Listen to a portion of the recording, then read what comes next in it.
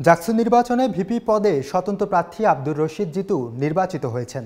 তিনি জুলাই গণঅভ্যুত্থানের সময় বৈষম্যবিরোধী আন্দোলনের সমন্বয়ক ছিলেন। পরবর্তীতে সেখান থেকে পদত্যাগ করে গণঅভ্যুত্থানের রক্ষা আন্দোলন নামের প্ল্যাটফর্ম গড়ে আহ্বায়ক হিসেবে ক্যাম্পাসে কর্মসূচি চালিয়েছেন। জিএস পদে ছাত্র শিবির প্যানেলের প্রার্থী মাঝারুল ইসলাম বিজয়ী হয়েছেন।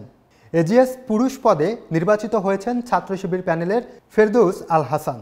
এজিএস নারী পদে ছাত্র শিবির প্যানেলের আয়েশা সিদ্দিকা মেঘলা বিজয়ী হয়েছেন। শনিবার দুপুরে দীর্ঘ 40 ঘন্টার বেশি সময় ধরে ভোট গণনার অবসান হয়। ভোট গণনা শেষে জাকসুর প্রধান নির্বাচন কমিশনার অধ্যাপক ডক্টর মনিরুজ্জামান ফলাফল ঘোষণা করেন। কেসারেন শেকড় থেকে শিখরে।